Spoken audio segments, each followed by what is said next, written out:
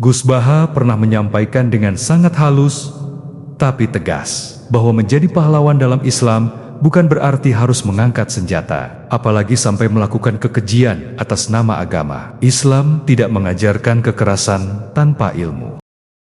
Justru, menjadi pahlawan dalam Islam itu dimulai dari hal-hal kecil, berbuat baik setiap hari, menahan amarah, berkata jujur, membantu sesama, dan menyebarkan kedamaian. Islam itu agama ilmu, bukan nafsu. Maka jangan merasa paling benar jika belum belajar dengan benar.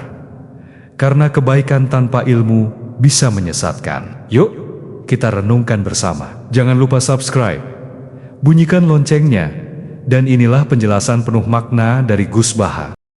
Negara kafir yang wajib untuk kita perangi, kita musuhi, dan orang-orang yang berkembang pokoknya kita basmilah sampai tegak negara ini, negara Islam versi kami saat ini. Bagaimana cara kita untuk memupuk agar generasi kita selanjutnya tetap berakhlak, beretika terhadap yang lebih tua, ataupun kepada sesamanya, ataupun kepada yang lebih kecil. Mungkin sekian dari saya. Warahmatullahi wabarakatuh. Yang saya hormati Bapak-Bapak yang ada di depan, terutama Bapak Kiai Gus Baha. Perkenalkan, nama saya Imran, asal dari Poso, Sulawesi Tengah. Alhamdulillah, pada kesempatan hari ini kita diberikan nikmat oleh Allah untuk bisa bertemu dengan Bapak Kiai yang mungkin secara pribadi dan mewakili mungkin perasaan teman-teman semua di sini. Ada kerinduan, keinginan untuk berjumpa langsung dengan Kiai, dan alhamdulillah terlaksana dengan berkat artinya dari Allah Subhanahu wa taala melalui bapak-bapak kita dari Densus bisa memfasilitasi.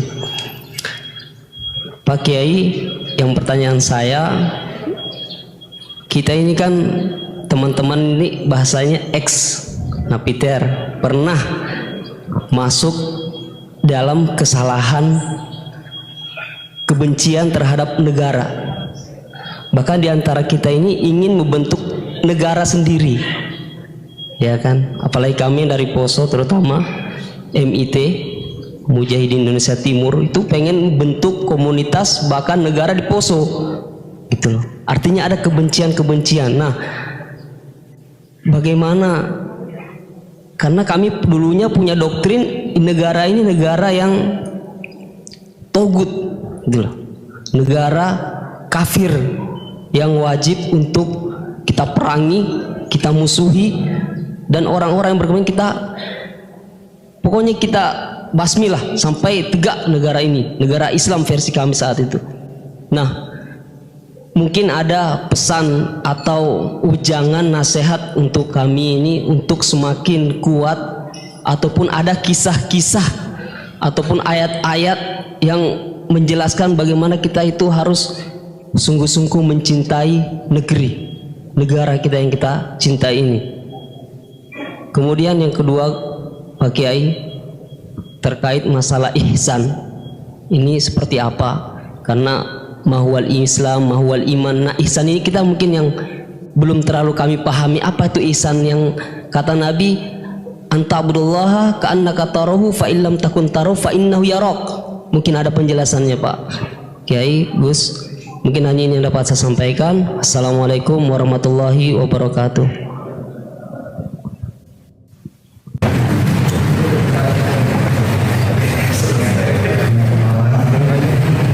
Alhamdulillah hari ini bisa bertemu dengan Pak yang memang dari saya berikan dari YouTube-nya Pada masa itu, dan di sini Gus mungkin terdiri dari banyak saudara-saudara kita yang dari berbagai tempat, berbagai karakter dan berbagai sifat. Nah, yang saya ingin tanyakan, bagaimana kita memupuk konsep persaudaraan tanpa memandang kepentingan duniawi. Karena kebanyakan dari kita bersaudara karena kepentingan. bukan bersaudara karena ya kita adalah saudara.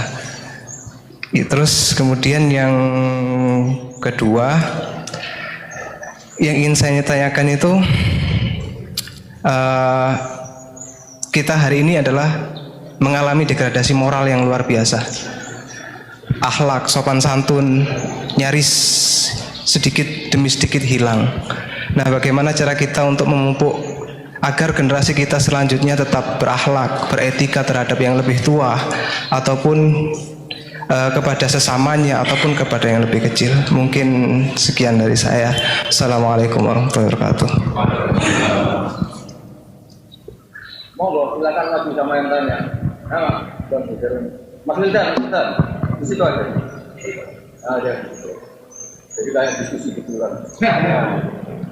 Tadi zaman dari Sulawesi namanya pernah ngaji. Mas Wildan pernah ngaji.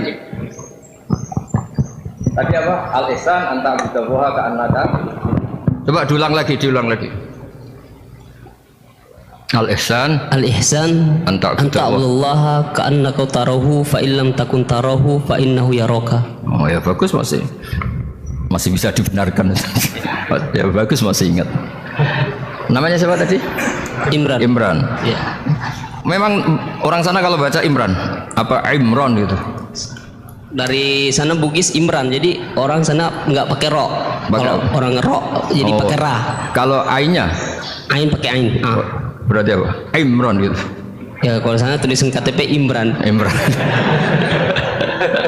Apa bacanya orang-orang Sulawesi? Apa? Imran.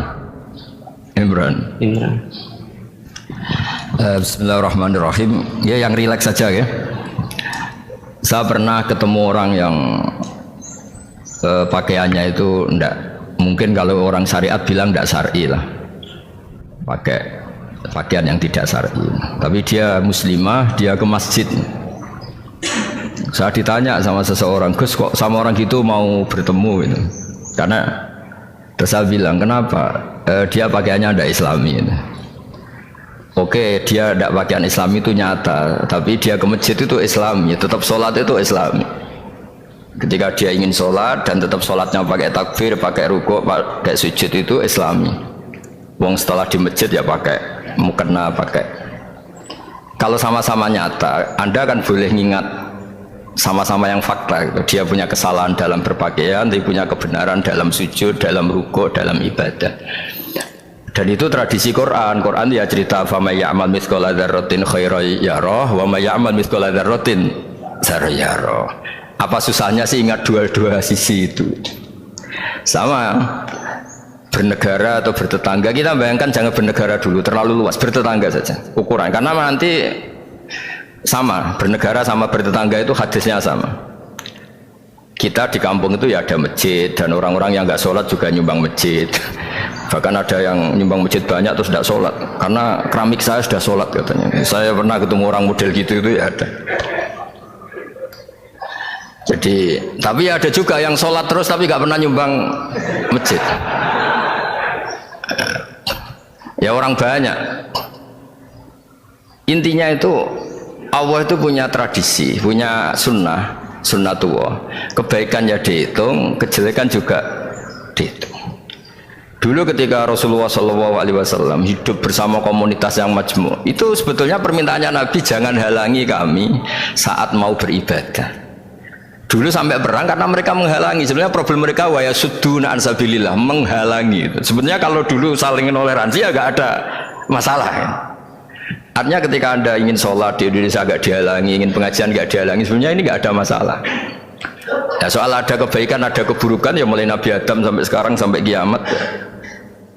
Itu cara pandang. Jadi cara pandang kita terhadap orang lain itu harus hal-hal yang nyata. Kalau kesalahan mereka nyata, kebaikan mereka juga nyata. Kenapa kita hanya ingat sisi yang jelek, tidak ingat sisi yang baik? Saya sering cerita ke santri-santri saya, setiap saya pengajian diundang orang di mana-mana itu saya mesti istighfar. Karena gak ada pilihan. Saat saya datang ke pengajian di Sulawesi misalnya, saya tinggal ngaji di sini. Saat saya ngaji di sini, ninggal undangan yang di sana. Hidup itu udah banyak pilihan, meninggalkan kebaikan, melakukan kebaikan. Artinya gini, dalam kebaikan saja ada kebaikan yang tinggalkan. Apalagi dalam kejelekan. Makanya di sini ada pepatah terkenal dalam ilmu tasawuf tuh, wastighfaruna yahtaju ilal istighfar. Saat Anda baik saja butuh istighfar. Bapak saya kalau guyon gini, Mas Sofyan, ada imam istiqomah jadi imam masjid sampai tua sampai batuk-batuk, itu bagus istiqomah, tapi itu masalah kata bapak, akhirnya nggak kaderisasi kan. Itu istiqomah apa nggak mau diganti orang lain kan. Ada kiai dai di mana-mana, itu mesti orang muji, oh itu dai di mana-mana, laris nggak pernah di rumah, pondoknya pasti bubar itu karena ditinggal. Jadi kebaikan seperti ada orang sering sowan kiai, wah itu malah lebih masalah lagi kan. Kadang kiainya pas istirahat, yang disalamkan template uang jatah susu anaknya. Hari itu waya tagihan malah lari sowan kiai. Nah, harusnya di rumah ada berdoain tagihan listrik entah apa. Jadi makanya di hikam itu terkenal kata-kata manusia itu siapa? Manusia itu mangkanat mahasinuhu masawiyah fakih falatakunu masawihi masawiyah.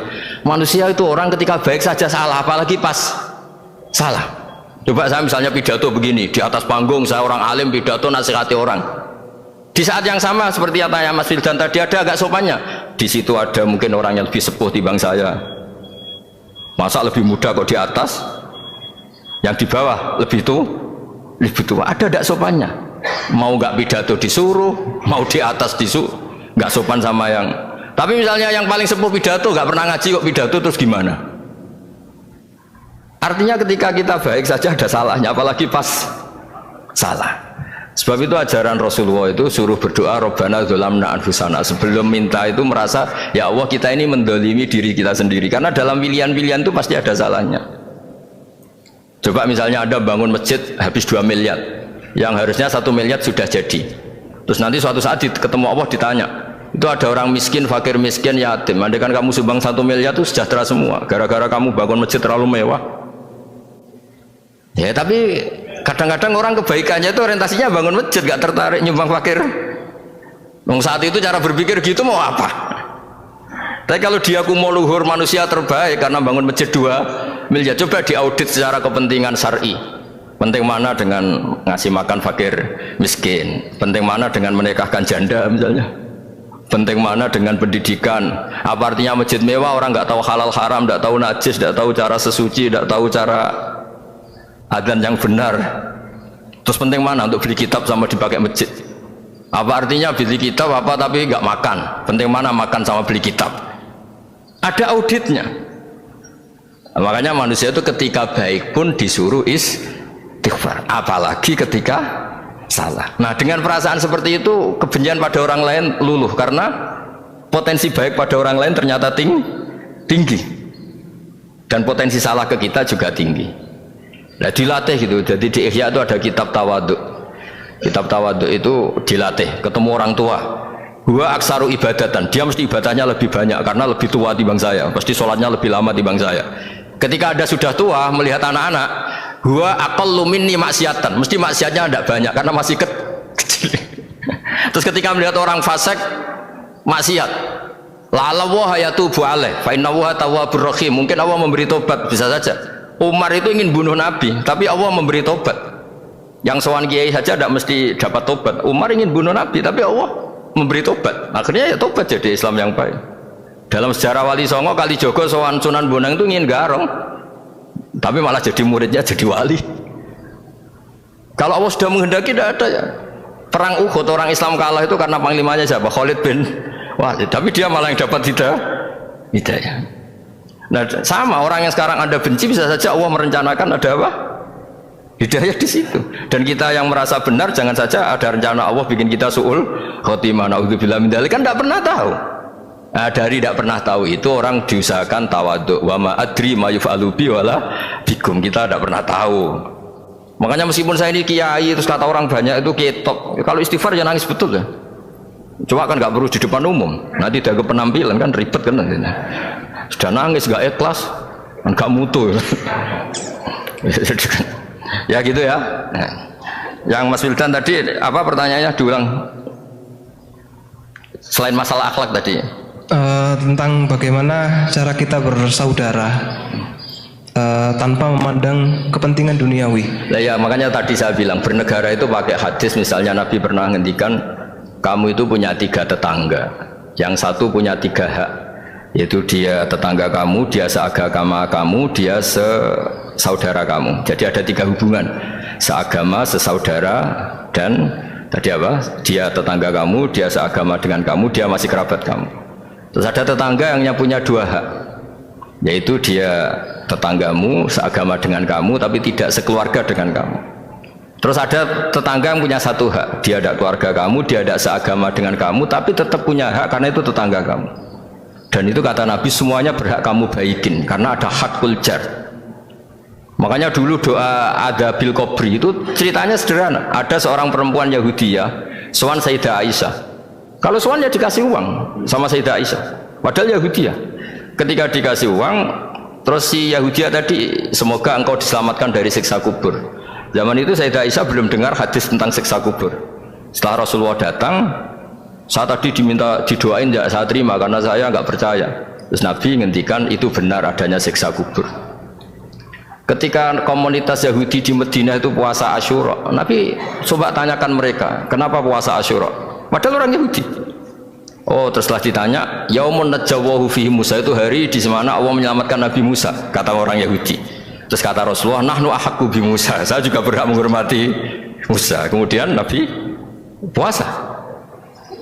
Suatu saat lagi ada orang Yahudi datang, ya Rasulullah, ya Muhammad, manggilnya ya Abul Qasim karena orang Yahudi. Ya Abul Qasim, nanti nasib langit bumi ini di mana? Manusia yang sudah mati-mati di mana ketika bumi dihancurkan? Mayat-mayat yang sudah di kuburan di mana? Terus orang Yahudi tadi bilang, inna woha wadu as-samawati ala dzih wal aradina ala dzih. Soalnya Allah itu bisa saja mengelola langit bumi yang sudah hancur gini-gini. Nabi itu tertawa-tawa. Dalam sebuah riwayat disebut hatta badat nawajidu, tertawanya Nabi itu lepas sampai giginya kelihatan. Kata rawinya tasdiqan liqaulil khabri, karena Nabi membenarkan orang Yahudi tadi. Jadi intinya dalam banyak hal itu ya dicari kesamaan. Makanya kalau interaksi dengan kelompok lain, kata Nabi, la tusaddiquhum wa la tukadzibuhum. Kamu jangan mengiyakan, juga jangan menolak. Kamu tolak jangan-jangan pas yang sama dengan ajaran kita. Kamu benarkan jangan-jangan yang tidak sama. Ya sudah, kalau nggak sependapat ya jangan ngambil sikap. Nah itu juga yang dipraktekkan Rasulullah SAW. Nabi yaqumu lailatan yuraddidu hadil ayat.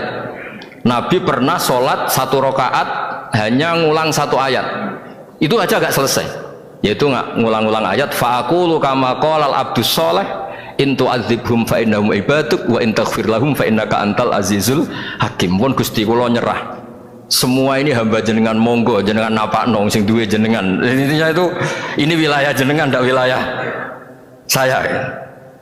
Nah kadang-kadang kita sebagai manusia itu jumawa seakan-akan itu wilayah kita. Kita nyiksa terserah kita, mengampuni ya terserah kita. Padahal tidak milik kita. Dunia ini milik Allah Subhanahu wa Ta'ala. Makanya yang terakhir saya ijazahkan, ijazah bapak. Bapak saya itu orang hafal Quran, alim tapi lucu, senengannya guyon. Kalau ngajarkan saya tauhid, tasawuf itu gampang. Kamu punya tetangga, punya Innova. Terus kamu berpikir, kamu miskin berpikir, itu pajaknya aja berapa? Kalau apa itu hanya sudah halus itu gantinya kayak apa, kalau rusak kayak apa. Terus kata bapak, orang melok duwe kok mikir, udah ikut punya kok mikir. Terus coba kamu nggak ikut punya Alphard, terus saya mikir, wah itu pajaknya berapa Pak Martinus, bisa dipakai beli motor kan, pajaknya apa? Alphard ini. Oh nggak ikut punya kok. Nah dunia itu rawekmu, mau pikir lah apa sing duwe. Maksudnya dunia itu milik Allah, apa kamu pikir itu milik yang punya itu. Nah itu yang dimaksud dalam ilmu tasawuf, da'it tadbir fama qoma bi ghairuk la tuqim bihi nafsak. Sudah kamu tidak usah ikut campur, itu wilayahnya Allah katanya. Karena wong tidak ikut punya kok ikut mikir. Anda benci orang, benci sekali karena dia tauhid misalnya. Jangan-jangan Allah punya rencana memberi hidayah dia, atau Allah punya rencana dari dia keluar orang-orang Islam yang soleh. Makanya ketika malakul jibal, ya Rasulullah saya disuruh Allah, terserah engkau, in syi'ta an udbiqu alaihim al-akhshaban. Kalau engkau mau orang-orang yang mendustakan kamu saya hancurkan. Apa jawabannya Nabi? La, jangan. Bal arju ayyukhrijawah min aslabihim ma ya'buduwaha wa la yusyriku bihi syai'an. Itu di Bukhari. Enggak, bisa saja sekarang dia kafir, anak turunnya jadi Islam. Dan betul, Abu Jahal punya anak Ikrimah, Abu Lahab punya anak Darrah. Walid itu musuh besarnya Nabi, punya anak Khalid. Ya sudahlah, kita selalu berharap bahwa ini wilayahnya Allah. Sudah, kita berharap agama ini bagi yang selalu punya harapan. Limangkan yarjuwa, orang yang selalu punya harapan. Kita berharap tambah hari tambah baik, tambah damai, tambah kondusif, tambah segalanya baik. Dan saya seperti ini juga ingin ikhlas dan akan selalu ikhlas. Ya, saya sering bilang kalau pejabat mau sini itu sering tak ngel-ngel. Saya ini sudah ingin Indonesia itu baik itu tanpa diminta. Kalau diminta itu malah seakan-akan saya belum melakukan, ini kan. Sudah saya lakukan kok baru diminta. Karena ini wilayah kita semua, artinya ingin baik itu keinginan kita semua. Status kita. Kata Sayyid Zabidi dalam kitab Ithaf, keinginan baik itu syakhsiyatuk wa haqiqatuk. Itu kamu sekali. Manusia itu kan kata Allah Ta'ala, saya pertama menciptakan manusia itu khunafa, orang yang berkeinginan baik, baru digoda setan terus macam-macam. Jadi keinginan baik itu haqiqatuk wa syakhsiyatuk, itu kamu sekali. Ingin baik itu kamu sekali, itu status kamu katanya. Makanya orang preman kayak apa, mabuk kayak apa, ada orang kecelakaan, pikiran pertama itu nolong, itu yang normal. Soal ada kasus, pikiran pertama ngambil HP-nya tuh 0,sekian persen. Jadi pikiran pertama mesti nolong itu, karena itu syakhsiyatuk wa haqiqatuk. Ya, ngoten mugi-mugi barokah sedanten. Assalamualaikum warahmatullahi wabarakatuh.